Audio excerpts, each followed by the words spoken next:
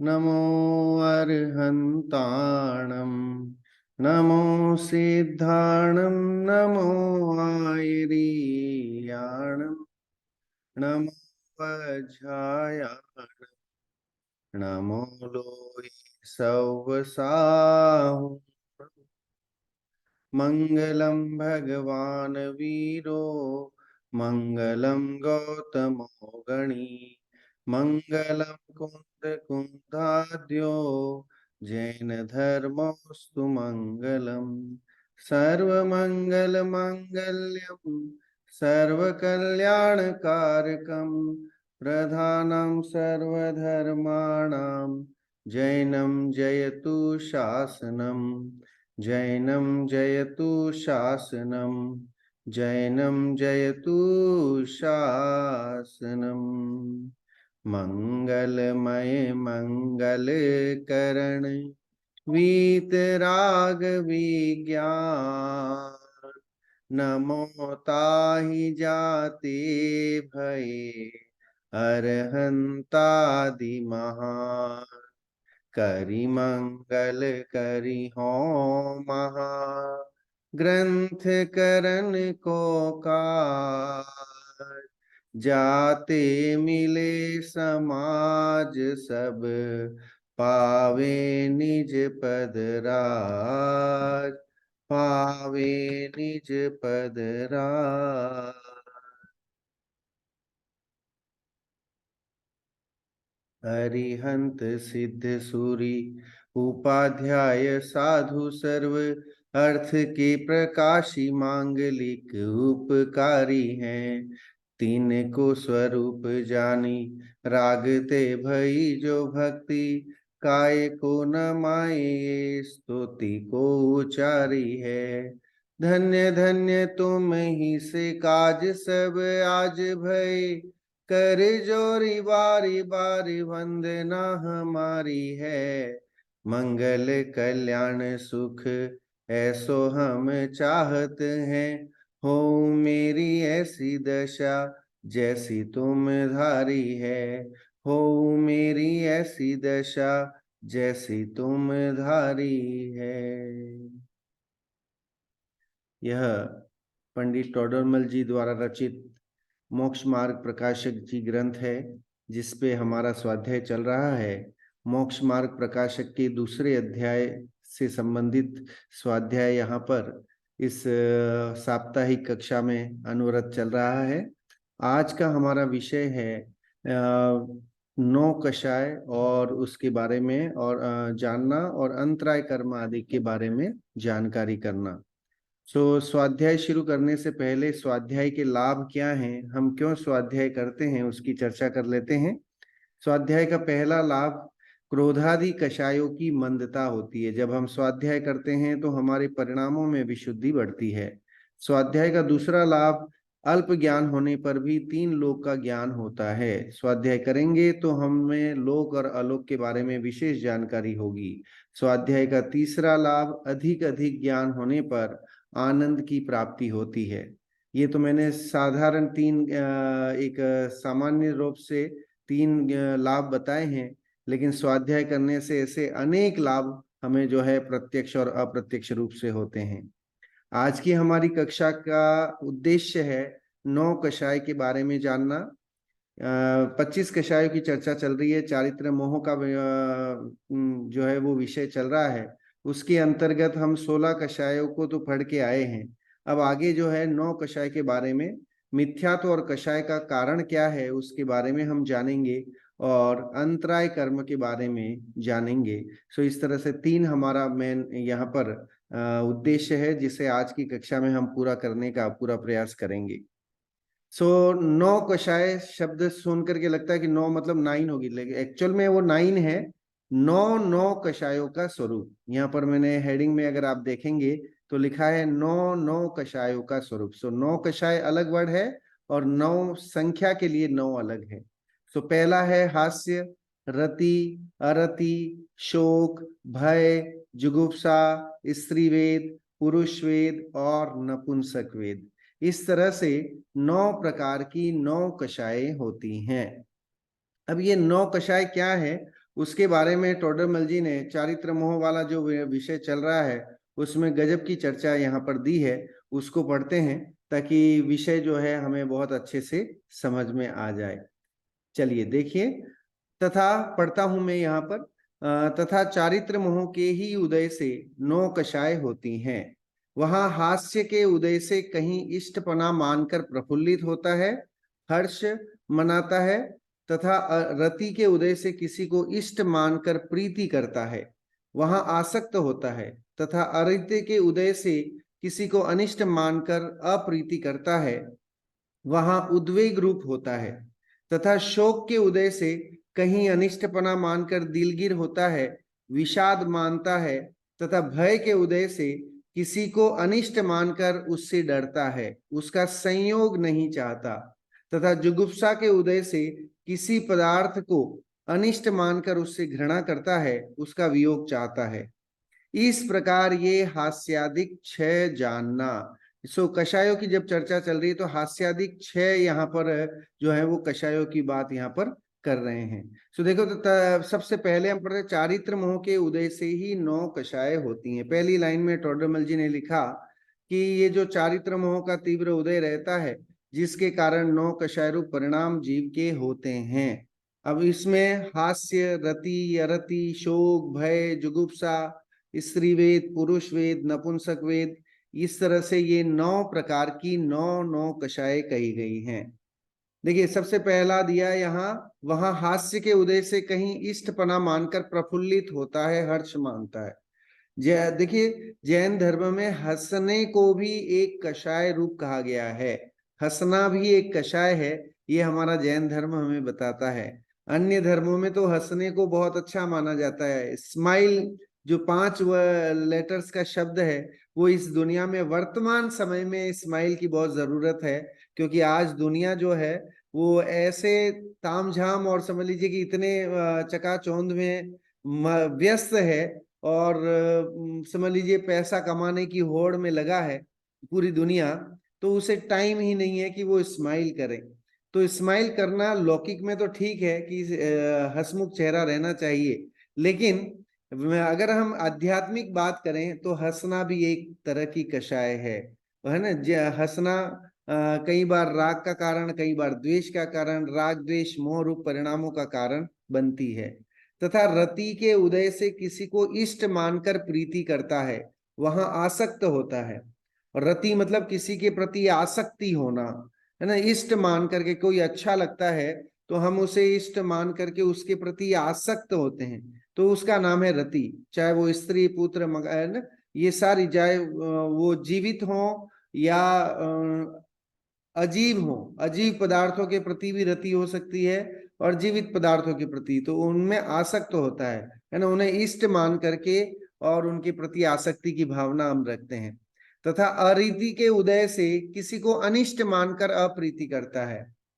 और ऐसे ही कि कई ऐसे पदार्थ जो हमारे लिए अहितकर होते हैं उनको हम अहित जान करके, अनिष्ट मान करके उनसे घृणा करते हैं, उनसे ईर्ष्या करते हैं, उनसे जलन रखते हैं, उनसे प्रेम नहीं करते हैं, उद्वेग रूप हमेशा गुस्सा रहते हैं, तो वो अरीति का परिणाम है। तथा शोक के उदय से कहीं अनिष्टपना मानकर दिलगिर होता है, विषाद मानता है। और शोक करने को भी पाप माना गया है। अगर हम अपने इष्ट परिजन या इष्ट मित्र आदि के वियोग में दुखी होते हैं और शोक खेद खिन्न होते हैं तो वो भी एक पाप का ही कारण वहां पर बनता है। सो शोक भी एक तरह की कषाय है और जो दुख रूप ही है। तथा भय के उदय से किसी को अनिष्ट मानकर उससे डरता है, और भय के कारण भी जो है वो डरता है। घर में अगर सांप आ जाए तो हम डरते हैं, उससे भगाना चाहते हैं। महिलाएं छिपकली को देख करके डर जाती हैं, अगर किचन में कहीं छिपकली आ जाए तो बहुत चिल्लाने लग जाती हैं, डर जाती हैं। किसी किसी को कॉकरोच देख करके डर लग जाता है। तो ये अनिष्ट पदार्थ हैं जिन्हें हम नहीं चाहते हैं। सो उनसे उनका संयोग हो जाए तो हमें डर लगता है और हम उससे बचना चाहते हैं। तथा जुगुप्सा में के उदय से किसी पदार्थ को अनिष्ट मानकर उससे घृणा करता है और उसका वियोग चाहता है। जुगुप्सा मतलब घृणा की भावना। कोई गंदगी देख लें तो उसके प्रति घृणा की भावना अंतर में आती है। किसी का शरीर कुरूप देख लें या वैसा कोई बदसूरत चेहरा देख के, किसी के माथे पर बहुत सारी गांठें आ गई हों, या ऐसा कोई आकार प्रकार देख लें, तो उससे घृणा की भावना होती है, घृणा उत्पन्न होता है। देखिए संस्कृत में एक उनका उदाहरण आता है, अष्टावक्र का उदाहरण आता है। अष्टावक्र अपने शरीर से 8 अंगों से 8 जगह से टेढ़े मेढ़े थे, लेकिन थे बड़े ज्ञान वृद्ध, मतलब उन्हें बुद्धि बहुत थी, बहुत विद्वान थे। उनके पिता भी बहुत उत्कृष्ट विद्वान थे। तो एक बार ऐसी बात हुई कि भाई पहले तो राजा महाराजाओं के दरबारों में शास्त्रार्थ हुआ करता था। तो शास्त्रार्थ के लिए वो जो अष्टावक्र के पिता थे, वो शास्त्रार्थ के लिए गए, लेकिन 2 दिन तक वापस नहीं आए। तो यहाँ अष्टावक्र अपनी माँ से कहता है कि माँ माँ पिताजी आए नहीं है, तो मैं जाता हूँ और मैं उन्हें लेकर के आता हूँ। तो उसकी माँ को ये पता है कि ये बड़ा बदसूरत है और इसे कोई अंदर घुसने नहीं देगा दरबार में, तो वो मना कर देती है कि बेटा मत जाओ, तुम्हें कोई राज दरबार में जाने भी नहीं देगा। लेकिन वो अष्टावक्र मानता नहीं है, जिद करता है और अपने पिताजी के पास जा करके उन्हें ले करके आने की जिद करता है, और वो चला जाता है। जैसे कैसे येन केन प्रकारेण वह दरबार में, राजा भोज का दरबार लगा हुआ है, और उस दरबार में जो है वो प्रवेश पा लेता है। और प्रवेश पाता ही जैसे ही अंदर घुसता है, पूरे दरबारी जो है वो अट्टहास लगा करके जोर जोर से जो है उसके उस बदसूरत शरीर को देख करके, 8 जगह से टेढ़े मेढ़े शरीर को देख करके हंसने लग जाते हैं। उनको हंसता हुआ देख, राज दरबारियों को हंसता हुआ देख करके स्वयं जो है अष्टावक्र भी हंसना शुरू कर देता है। तो राजा भोज वहां जो बैठे थे, वो जो है वो विचार करते हैं कि भाई, वो उससे प्रश्न करते हैं अष्टावक्र से कि मुझे ये तो समझ में आ रहा है ना, कि मेरे ये जितने भी मंत्री लोग हैं वो क्यों हंस रहे हैं, लेकिन मुझे ये समझ में नहीं आ रहा है कि तुम क्यों हंस रहे हो, है ना, हे बालक तुम क्यों हंस रहे हो। तब जो अष्टावक्र जवाब देते हैं वो वाकई सुनने लायक है, और हमारे समझ लीजिए कि जीवन बदल देने वाला वो उत्तर उन्होंने वहां पर दिया। उन्होंने कहा कि हे राजन, मैंने तो आज तक ये सुना था कि तुम्हारे दरबार में जो है वो ज्ञानी और महात्माओं का यहाँ पर वो विराजमान होते हैं, है ना, सभा है। लेकिन मैंने आज देखा कि ये सब तो चमड़ी को देखने वाले हैं, इन्हें मेरे ज्ञान से कोई मतलब नहीं, ये तो मेरी चमड़ी को देख करके हंस रहे हैं।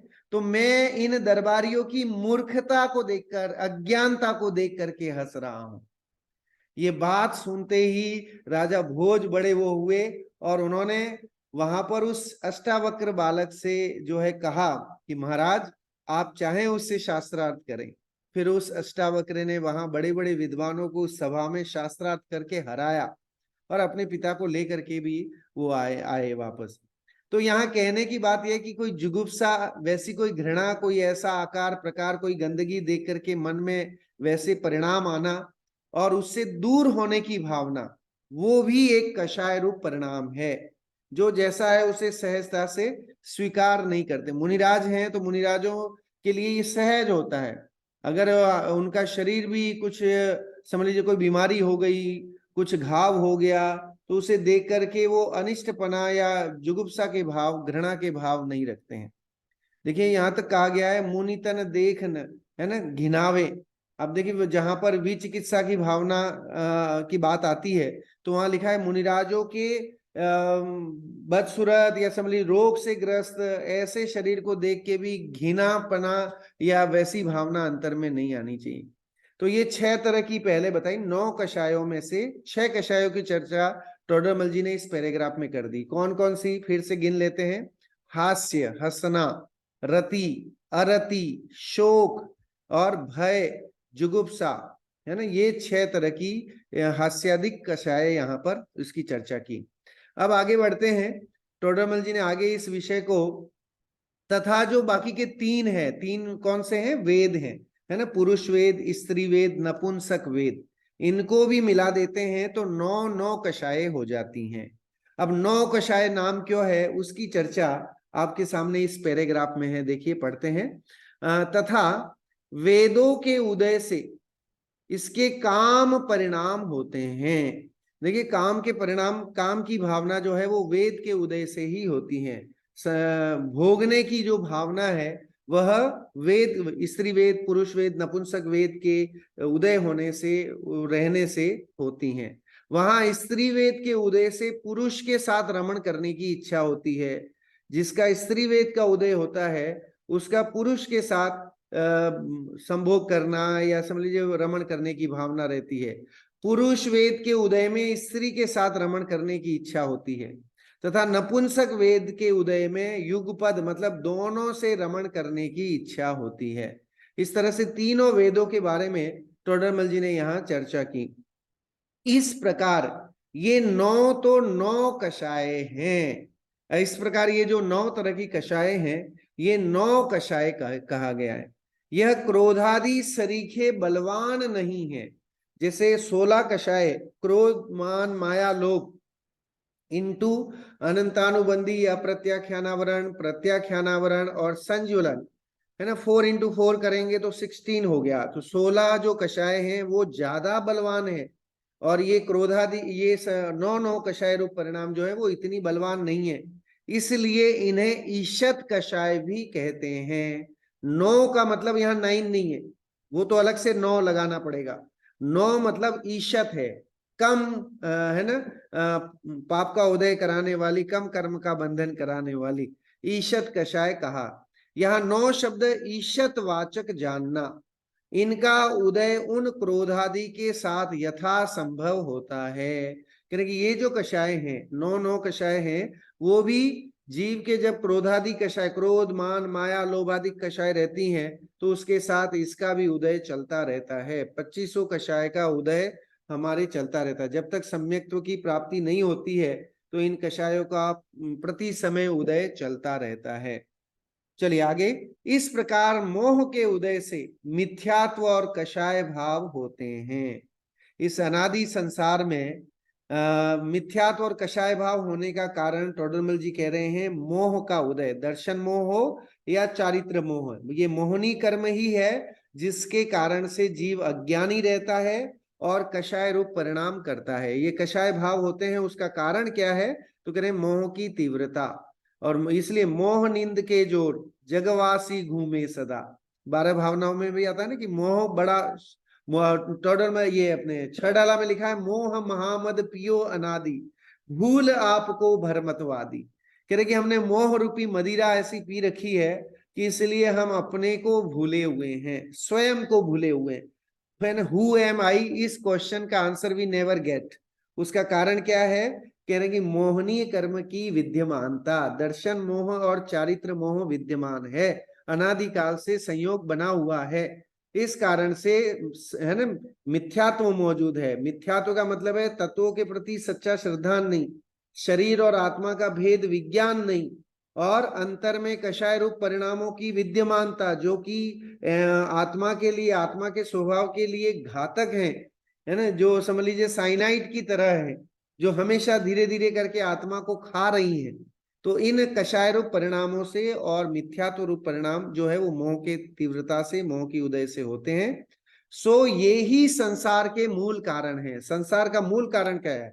इस भवतरु को मूल एक जानहु मिथ्या भाव। टोडरमल जी ने मंगलाचरण में भी ये चीजें लिखी हैं कि इस संसार रूपी वृक्ष का, है ना, सबसे बड़ा कारण अगर कोई है तो मिथ्यात्व भाव है।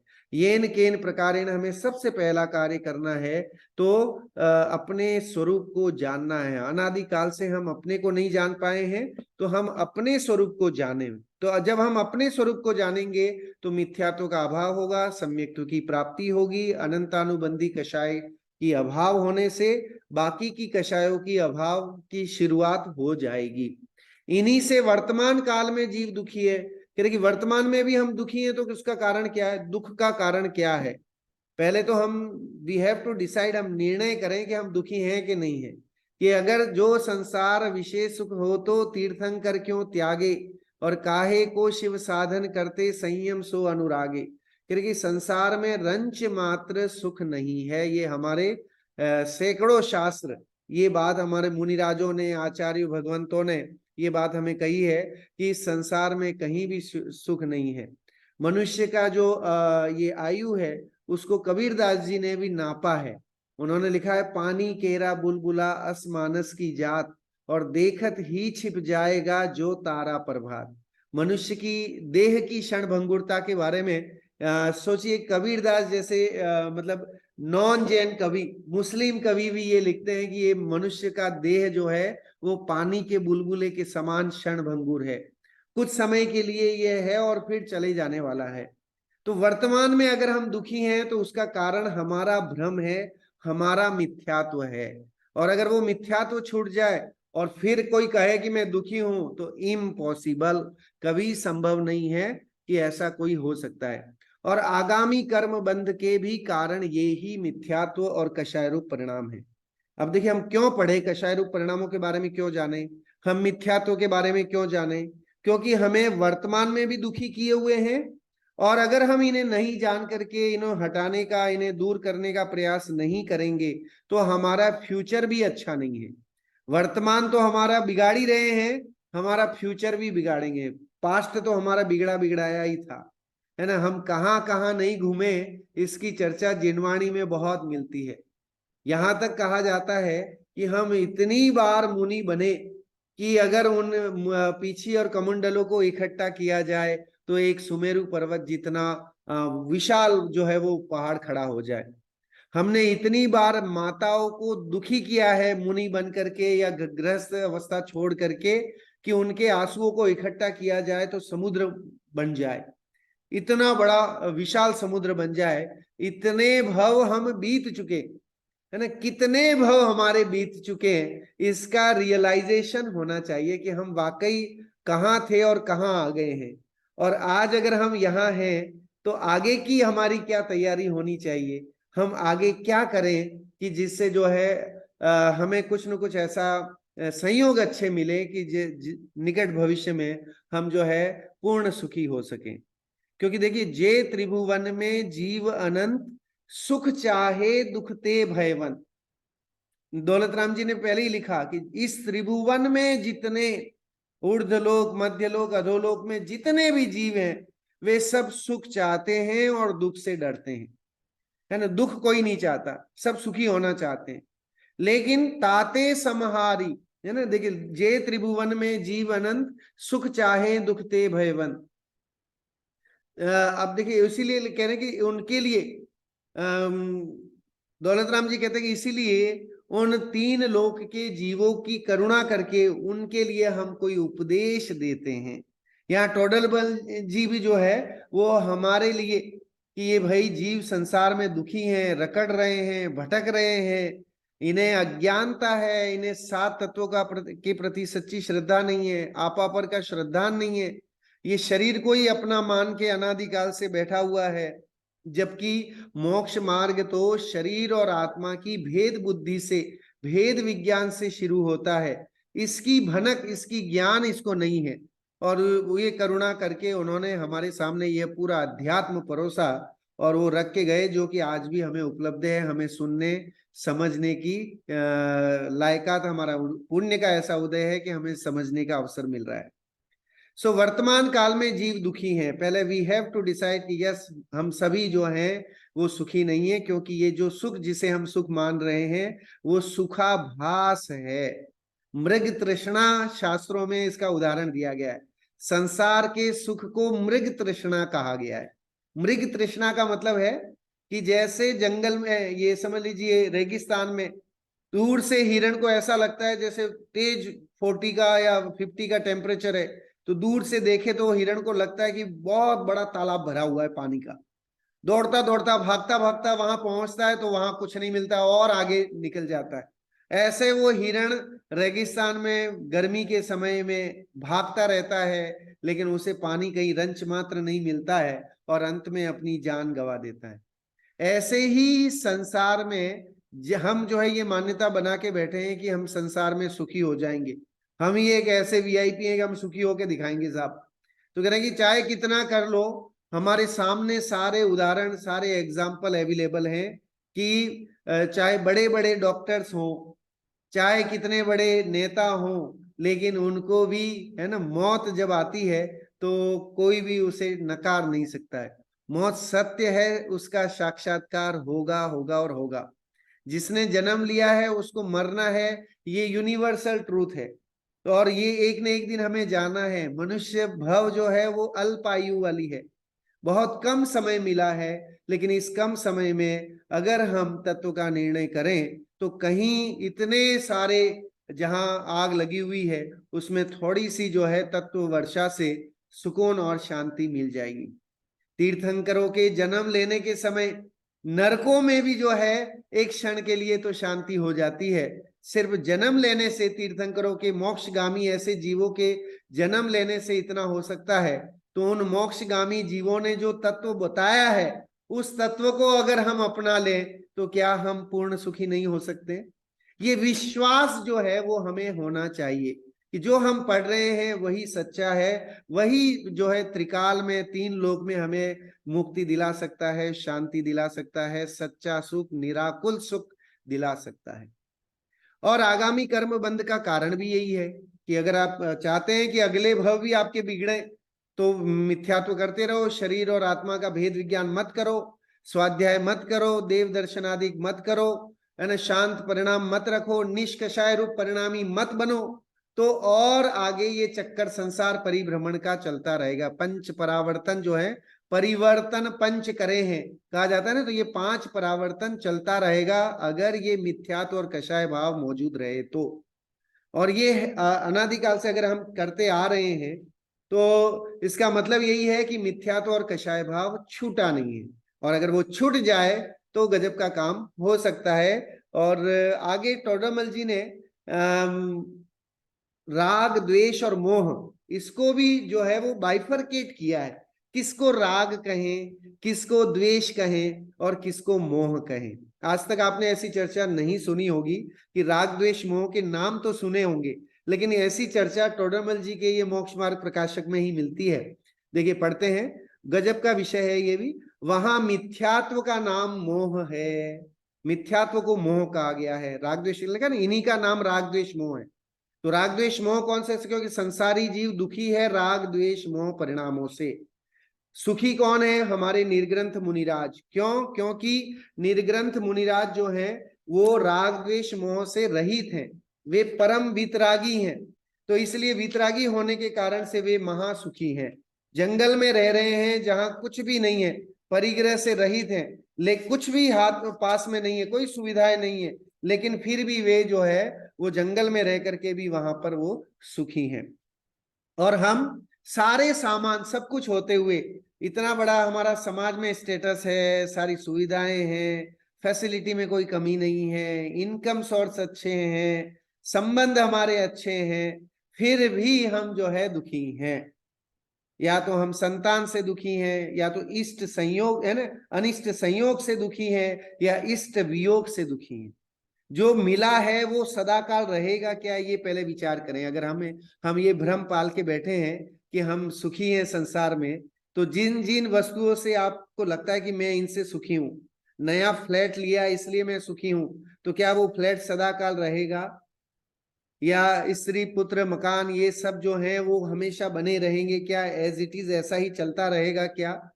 कि किसी का नहीं हुआ है, चक्रवर्तियों का भी नहीं रहा है ऐसा संयोग, तो हमारी तो बात ही क्या है। तीर्थंकरों का भी नहीं रहा है तो हमारा भी नहीं रहेगा। ये श्रद्धान होते ही जो है वो तत्व, ये समझ लीजिए कर्मों की बेड़ियां गलने लगती, टूटने लगती। वहां मिथ्यात्व का नाम मोह है, क्योंकि वहां सावधानी का अभाव है। मिथ्यात्व है तो सावधानी नहीं है, विवेक नहीं है, विचार नहीं है, तो इस कारण से जो है मिथ्यात्व का नाम मोह का है। तथा माया, लोभ, कषाय एवं हास्य, रति और 3 वेदों का नाम राग है। ये तीनों वेद या ये जो कषाय है, माया, मोह, लोभ आदि कषाय रूप परिणाम, हास्य, रति, ये सब है ना राग से होते हैं। स्त्री का पुरुष के प्रति राग, पुरुष का स्त्री के प्रति राग, दोनों के प्रति रमण करने का राग, है ना, हास्य, ये सब राग के कारण होते हैं। इसलिए इसको राग के खाते में डाला, क्योंकि वहां इष्ट बुद्धि से अनुराग पाया जाता है। सॉल्यूशन भी दे दिया कि क्यों है, कहा कहते हैं राग इसे। तथा क्रोध, मान, कषाय और अरति, शोक, भय, जुगुप्सा, ये द्वेष रूप कषाय परिणाम है। है ना, क्योंकि वहां अनिष्ट बुद्धि से द्वेष पाया जाता है। वो कोई भी नहीं चाहता है कि गंदगी हो। कोई चाहे कि अपने घर में जो है कोई गंदगी कूड़ा कचरा फेंक के जाए? कोई नहीं चाहता। सब अपना घर साफ रखना चाहते हैं, चाहे घर के बाहर फेंक आए, है ना। घर के बाहर क्या हो रहा है उसे हमें कोई मतलब नहीं है, लेकिन हम अपना घर जरूर साफ रखना चाहते हैं। लेकिन जैन धर्म हमें ये कहता है कि न सिर्फ हमें अपना घर साफ रखना है, बल्कि पूरा पर्यावरण, आबो हवा ही हमें जो है वो शुद्ध करनी है, साफ रखनी चाहिए। तो अपने आप सहज वैसा माहौल बनता है। तो ये सब जो है वो अनिष्ट कारक हैं। अनिष्ट बुद्धि से द्वेष पाया जाता है, इसलिए उन्हें द्वेष कहा गया है। देखिए, राग द्वेष यानी राग द्वेष मोह, इन तीनों में मिथ्यात्व और 2500 कषाय गर्भित है। 3 शब्द बोलो या 25 कषाय और मिथ्यात्व बोलो, एक ही बात। या 2400 परिग्रह बोलो, 2400 परिग्रह को भी राग द्वेष मोह भाव में गर्भित कर लिया जाता है। देखिए, 24 परिग्रह जो होते हैं, 24 परिग्रह भेद त्याग करे मुनिराज जी, 10 लक्षण पूजन में आता है कि मुनिराज 24 परिग्रह का त्याग करते। उसमें सबसे पहला अंतरंग परिग्रह है मिथ्यात्व। तत्व के प्रति सच्चा श्रद्धान होना, उसका नाम है सम्यक्त्व। तो सम्यक्त्व होने से ही धर्म की शुरुआत है, ये जैन धर्म बताता है। इसमें कोई पंथवाद नहीं है, इसमें कहीं कुछ नहीं है। ये एक्चुअल जैनिज्म है, जिसमें जो जीव मिथ्यात्व का अभाव करेगा वो सम्यक दृष्टि बनेगा, चाहे वो शेर की पर्याय में हो, चाहे वो मनुष्य की पर्याय में हो, या किसी में भी हो। लेकिन सम्यक तो तभी होगा जब मिथ्यात्व गलेगा। उसके लिए कोई जाति का भेद नहीं है, उसके लिए कोई आयु का भेद नहीं है, उसके लिए कोई कास्टिज्म नहीं है, उसके लिए काला गोरा ये कोई वर्ण भेद भी नहीं है, जाति भेद भी नहीं है। सबके लिए है। जैन धर्म किसके लिए है? तो कह रहे हैं सामान्य के लिए है, सभी के लिए। हर जीव जो है ये काम करे तो वह मुक्ति की प्राप्ति कर सकता है। तो ये सार्वभौमिक सार्वकालिक ऐसा हमारा यह अद्भुत दर्शन है जैन दर्शन, क्योंकि इनमें सर्वत्र असावधानी पाई जाती है। राग द्वेष मोह रूप परिणामों में हमेशा असावधानी रहती है। इस तरह से टोडरमल जी ने यहाँ 25 कषाय और 24 परिग्रह के बारे में जो है वो चर्चा की, जिसे हमें छोड़ना चाहिए। अगर हम अपना मनुष्य भाव महकाना चाहते हैं, अपने जीवन को सुखमय शांतिमय और अच्छा बनाना चाहते हैं, तो डेफिनेटली कषाय रूप परिणाम नहीं करना चाहिए, है ना। जिन्हें सुखी होना है वे कषाय न करें। टोडरमल जी का गजब का ये वाक्य जो है वो हमें नहीं भूलना चाहिए जीवन पर्यंत। सो इसे जरूर याद रखें। तथा अंतराय के उदय से जीव चाहे सो नहीं होता। अब देखिए, अंतराय कर्म के उदय से अभी तक हमने ये जो पढ़े उसमें ज्ञानावरण, दर्शनावरण और मोहनीय, ये 3 घाती कर्मों का हमने पढ़ लिया। अब चौथा घातिया कर्म है अंतराय कर्म। ये 4 आत्मा के, है ना, अनुजीवी गुणों को, आत्मा के स्वभाव का घात करते हैं, इस कारण से बड़े घातक हैं। और ये 4 कर्म का घात मतलब अभाव हो जाता है, तो फिर सहज ही मुक्ति की प्राप्ति संभव हो जाती है। इसलिए इन चारों के अभाव का पुरुषार्थ करना चाहिए। तथा अंतराय के उदय से जीव चाहे, पढ़ते हैं, अंतराय कर्मोदय जन्य अवस्था। क्या अंतराय है? अंतराय कर्म कितने प्रकार का होता है? और श्रावकों का अंतराय कैसा होता है? मुनिराजों का अंतराय कैसा होता है? 15 मिनट में हम उसकी चर्चा यहाँ पर करने की कोशिश करेंगे। चलिए पढ़ते हैं। तथा अंतराय के उदय से जीव चाहे सो नहीं होता, दान देना चाहे सो नहीं दे सकता, वस्तु की प्राप्ति चाहे सो नहीं होती, भोग करना चाहे सो नहीं होता, उपभोग करना चाहे सो नहीं होता, अपनी ज्ञानादि शक्ति को प्रकट करना चाहे सो प्रकट नहीं हो सकती। इस प्रकार अंतराय के उदय से जो चाहता है सो नहीं होता, तथा उसी क्षयोक्षम से किंचित मात्र चाहा हुआ भी होता है। चाह तो बहुत है ना। हमारी चाह कितनी है कि बहुत है सब, है ना। मन मिल जाए तो भी कम नहीं पड़े। मन इंसान का, इनके देखिए, पशुओं की प्रवृत्ति कितनी है, पेट तक सीमित है।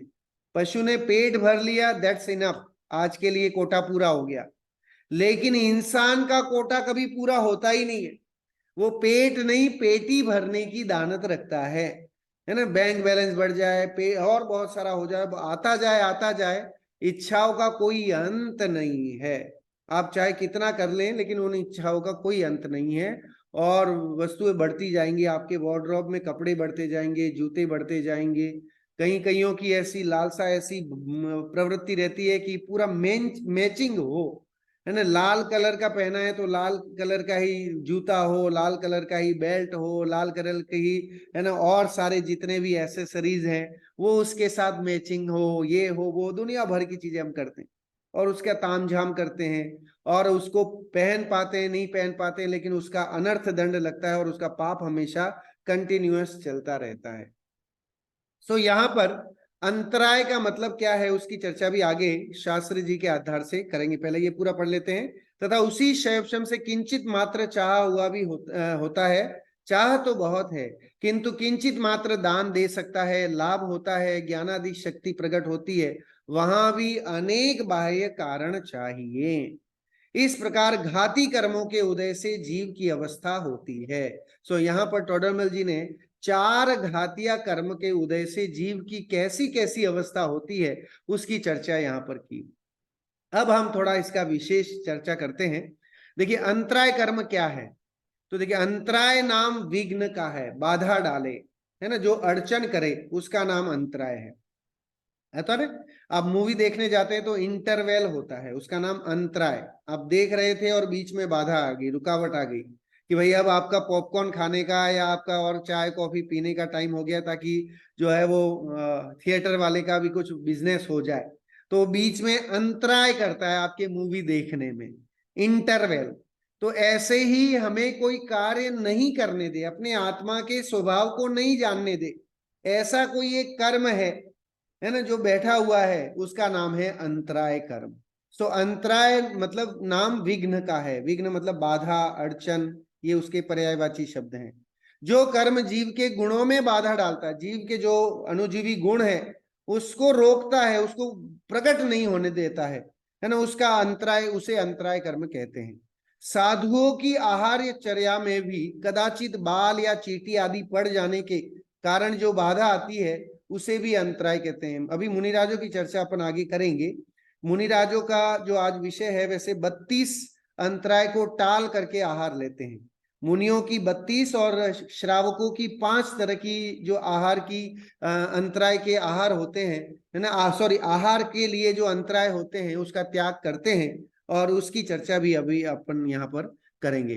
देखिए अंतराय कर्म को तत्वार सूत्र जी में बताया, विघ्न करणम अंतरायस्य, ये सूत्र है तत्वार सूत्र का, विघ्न करणम अंतरायस्य, विघ्न करना अंतराय का कार्य है ना, ये बाधा डालना, ये काम होने नहीं दे। जो टोडरमल जी ने वहां पर चर्चा की कि जानना चाहे लेकिन जान नहीं पाए, भोगना चाहे भोग नहीं पाए, उपभोग करना चाहे उपभोग नहीं कर पाए, अपने ज्ञान को ज्यादा है वो कर नहीं पाए। अब सोचिए कई बार ऐसा होता है कि हम कोई बात तो एक बार कहते ही समझ में आ जाती है, कई बार कोई 10 बार समझाए तो समझ में नहीं आती। तो हमारे ज्ञान की कितनी पराधीनता है ना, हमारा जो ज्ञान है वो बड़ा क्षयोपशम ज्ञान है। सो अंतराय कर्म के 5 भेद हैं जिसकी चर्चा हम यहाँ करते हैं। पहला है दानांतराय कर्म, है ना, अंतराय के 5 भेद हैं, उसमें सबसे पहला है दानांतराय। दानांतराय का मतलब है दान देने की वृत्ति तो है, भावना तो है दान की, लेकिन वो कर्म बैठा है जिसके कारण से नहीं हो पाता। इसे यहाँ पर अकाउंटेंट या खजांची का उदाहरण दिया है। अंतराय कर्म का जो उदाहरण आते हैं उसमें आपका अकाउंटेंट, है ना, किसी राजा का खजांची होता है। राजा तो चाह रहा है कि साहब दान दे दो, 1 लाख है ना, दान दे दिया, देने की भावना है, लेकिन खजांची बोल साहब महाराज नहीं, अभी जो है वो बैंक बैलेंस अच्छा नहीं है, खजाने में ज्यादा पैसा नहीं है, मत दो, अभी कोई दान देने की जरूरत नहीं है, इनके पास तो बहुत है। तो इस तरह से रुकावट डालता है। खजांची का काम क्या है अकाउंटेंट का, कि वो रुकावट डालता है। मालिक जो है वो देना चाह रहा है, लेकिन उसके घर में या उसके और कोई आस पड़ोस वाले साधर्मी उसको मना कर देते हैं कि नहीं साहब क्या करना है, जरूरत नहीं है दान देने की। सो दान की भावना है, लेकिन देने की मतलब दान में अंतर, दान देना चाहते हुए भी नहीं दे पाए, उसका नाम है दानांतराय कर्म। दूसरा है लाभांतराय कर्म। सो लाभांतराय क्या है कि लाभ में अंतर डालना, है ना, अड़चन डालना, प्रॉफिट हो रहा है कहीं कुछ है तो उसमें कोई अंतर डालने वाला काम लाभांतराय, कोई हमें प्रॉफिट हो रहा था लेकिन किसी ने आकर के वो डील जो है वो तुड़वा दी, किसी ने कुछ और बोल दिया, किसी के कहीं सगाई हो रही थी लेकिन किसी ने जाके कोई चुगली कर दी, उसके बारे में कुछ बता दिया, कुछ ऐसा बता दिया, तो जिससे वो सगाई होनी थी वो टूट गई। तो लाभ हो रहा था, प्रॉफिट हो रहा था, लेकिन होते होते छूट गया, तो वो भी एक कर्म का कारण है। दान देने की भावना है, दे नहीं पा रहा है। प्रॉफिट होना चाहता है, मतलब प्रॉफिट हो, लाभ हो, लेकिन हो ही नहीं पाता है, मतलब अपने हाथ में नहीं। देखिए ये जानने से क्या फायदा है कि लौकिक में भी हम ये सोचते हैं कि यार मैं मेहनत तो बहुत कर रहा हूं लेकिन पैसा नहीं आ रहा है, तो कह आएगा कहां से? जब लाभांतराय कर्म मौजूद है, तुम चाहे कितना प्रॉफिट कर है ना, हाथ पैर मार लो, लेकिन नहीं आएगा। वो तो पुण्य के प्रमाण जितना आना होगा वो सहज आएगा। हमारे मेहनत करने से काम नहीं होता है, सहज आता है। मेहनत करने से ही होता तो एक आईएएस ऑफिसर जो है इतनी मेहनत करके खाली आईएएस ऑफिसर ही बन पाता है। और अगर आप देखेंगे तो पुण्य का मैं बताना चाह रहा हूं कि एक अनपढ़ चौथी पांचवी छठी क्लास या चाय बेचने वाला भी जो है वो प्रधानमंत्री तक भी बन जाता है। तो उसका कारण क्या है कि वहां पर कहीं ना कहीं हमें वो प्रॉफिट नहीं हो पा रहा है, तो लाभ अंतराय कर्म मौजूद है। किसी और को हो रहा है तो उसे लाभ अंतराय कर्म नहीं है, जिसके कारण उसको सहज प्रॉफिट हो जाता है, घर बैठे लॉटरी खुल जाती है। कई बार ऐसे कार्य होते हैं कि हम चाहते हुए भी प्रॉफिट नहीं हो पाता है। 29 दिन हम दुकान पे बैठे लेकिन कोई फायदा प्रॉफिट नहीं हुआ, और 30वें दिन जो है कोई एक ऐसा ग्राहक आया जो सब 1 लाख की डील करके चला गया, है ना। ऐसे कई बार होते हैं। और आजकल अगर आप देखें तो फोन पे ही कितने काम, आप कई बार फेस टू फेस मिलने जाते हो और आपके लिए वो मना कर देता है, और कई बार खाली फोन करते हो और एक फोन पे आपकी डील बन जाती है। तो उसका कारण है वो कर्म मौजूद है जिसके कारण वैसा हो। तीसरा है भोगांतराय कर्म। भोगांतराय मतलब भोगने की, है ना, भोग के पदार्थ। भोग के पदार्थ का क्या मतलब है? जो एक बार यूज किया जाए, जैसे पानी है, दूध है, खाना पीना है, ये आप एक बार खा के बार बार उसको यूज नहीं करते, है ना। जूते चप्पल कपड़े, ये सारे उपभोग की वस्तुएं, कार मकान, है ना, स्त्री पुत्र, ये सब उपभोग की वस्तुएं। लेकिन जो हम खा करके एक बार में खत्म कर देते हैं, वह है ना यूज एंड थ्रो वाला, एक बार खाया और खत्म, उसका नाम है भोग। तो भोग की वस्तुएं नहीं मिलना, खाने पीने को नहीं मिलना, सब पैसा सब कुछ बहुत है लेकिन फिर भी खाने पीने को नहीं मिलता है। कई बार पैसे की ऐसी ललक होती है, कमाने की दुकान पे बैठा है साहब, अभी तो सीजन का टाइम है, पूछो मत, कुछ भी अभी तो है ना, टिफिन रखा है तो वो रखा ही रह जाता है, लेकिन वो खाने की वो भावना नहीं रहती, वो क्योंकि वो अंतर में भोगांतराय कर्म में बैठा है।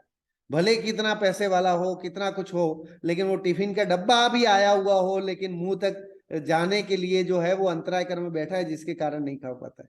और कई बार ऐसा होता है कि सब कुछ नहीं था लेकिन सहज ही ऐसा संयोग बन गया कि वो जो है एकदम जैन फूड और अच्छा खाना, घर का खाना अवेलेबल हो जाता है, अगर पुण्य का ऐसा संयोग बनता है।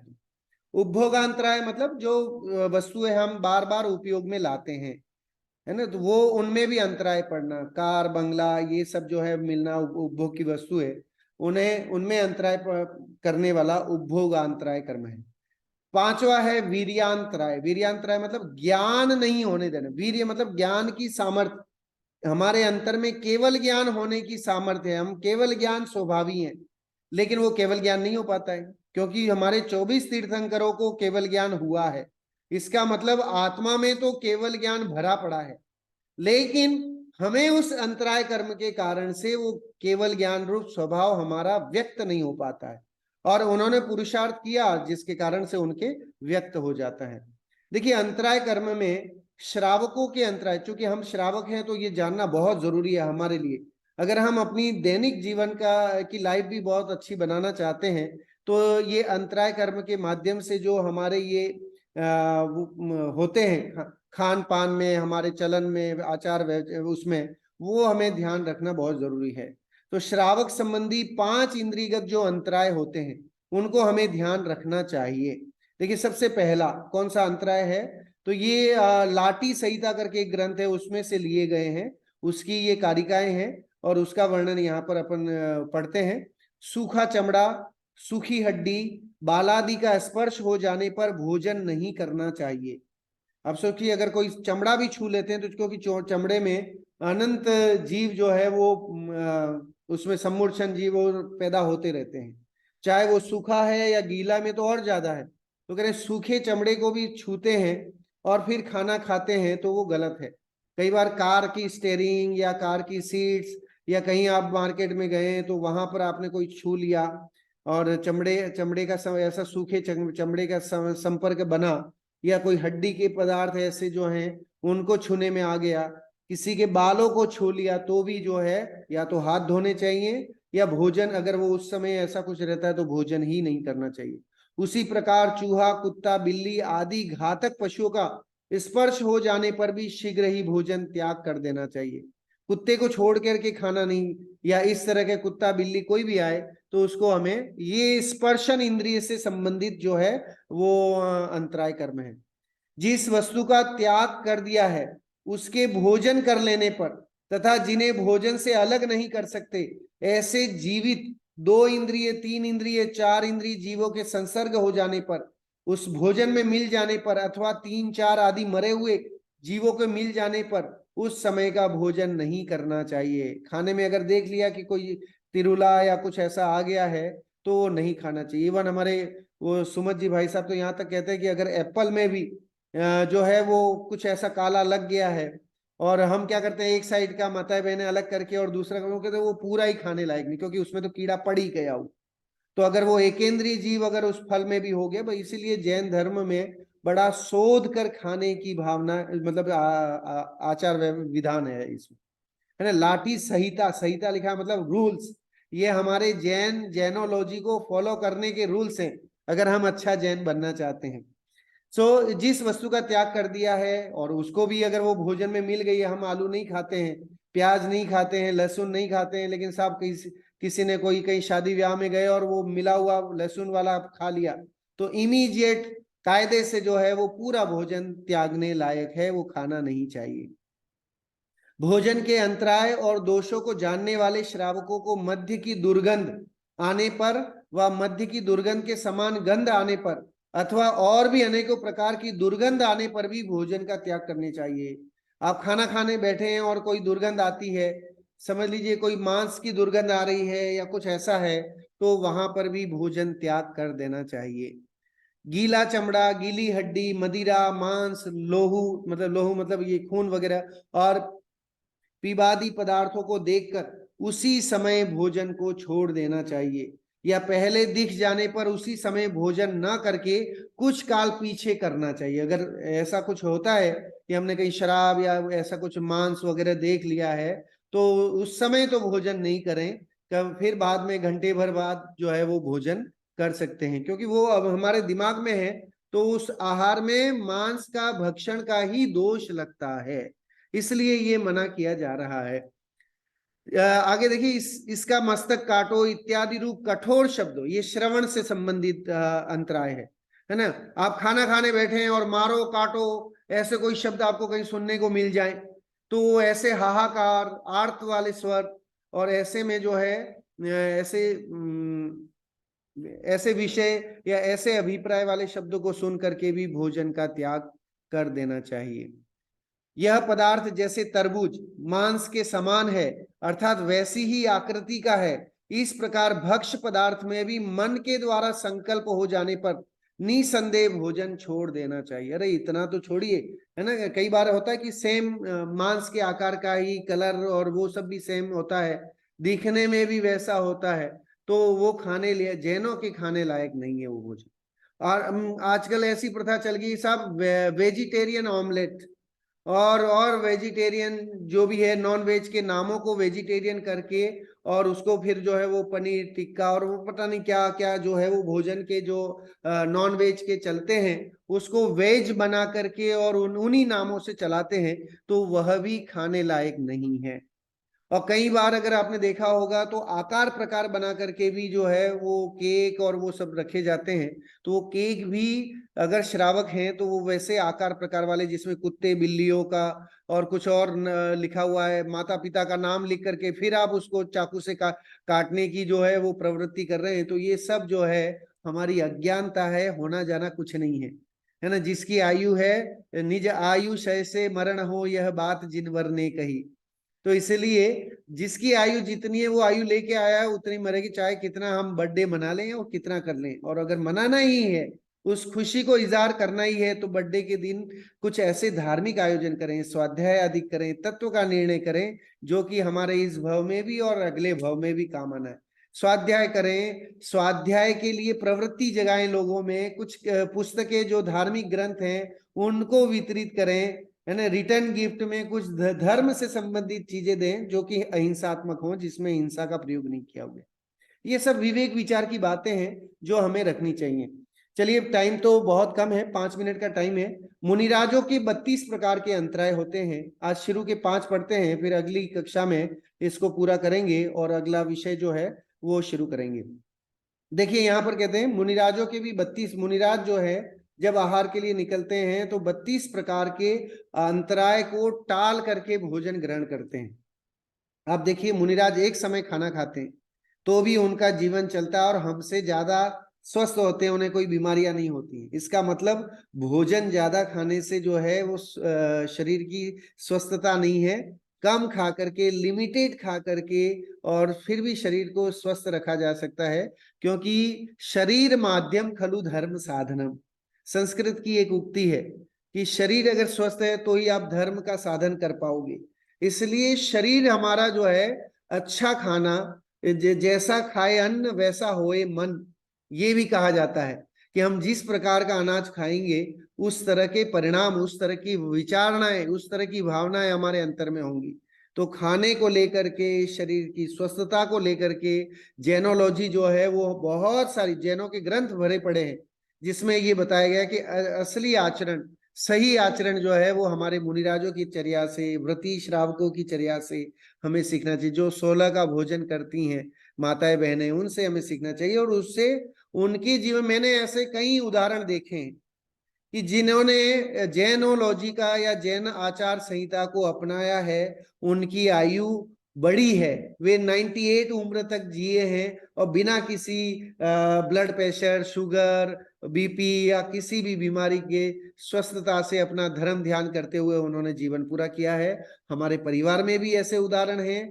आसपास अगर आप देखेंगे तो कई ऐसी माताएं बहनें, दादियां जो है आपको पुराने समय की मिल जाएंगी, जो वो बहुत स्वस्थ हैं, जिनके घुटने भी सही हैं, जिनका सब कुछ अभी जो है वो वृद्धावस्था में सही है। उसका कारण क्या है कि खान पान की प्रवृत्ति, धार्मिक चर्या, देव दर्शन आदि का उनका 2 टाइम देव दर्शन आदि करना, स्वाध्याय करना, प्रतिक्रमण करना, ये सब जो है वो इतने आवश्यक है हमारे जीवन के लिए। जितना रोटी कमाना या समझ नौकरी जाना, 8 घंटे के लिए जॉब करना आवश्यक है, उससे ज्यादा आवश्यक जैनोलॉजी के द्वारा, जैन धर्म में बताए गए ये प्रतिक्रमण, देव दर्शन, षट कर्म, जो षट आवश्यक जो हैं वो हमारे जीवन में होने चाहिए।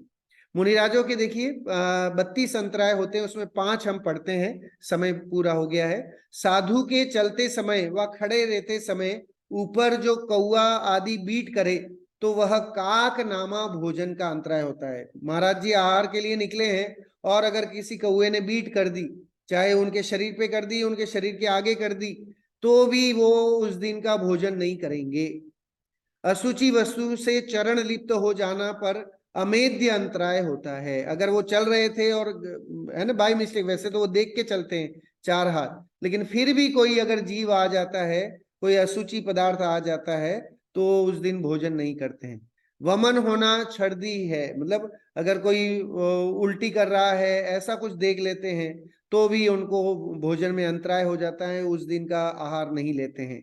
भोजन का निषेध करना रोध है ना। कोई निषेध रूप भोजन मना कर देता है तो भी वो आहार लेने, क्योंकि पहले तो क्या होता था कि महाराज जी जंगल आदि में रहते थे, तो वहां से निकले, शहर में गए, तो श्रावक भी जो है मुनिराजों की चर्या के हिसाब से भोजन, शुद्ध का भोजन बनाते थे और वेट करते थे 10:30 11 बजे तक का जो टाइम है, जिसमें मुनिराजों के आहार लेने का समय होता है। उस समय तक जो है वो, अगर हम श्रावक हैं तो भोजन नहीं करना चाहिए। उनका इंतजार करके फिर वो जो है श्रावक लोग अपना स्वयं का भोजन करते थे।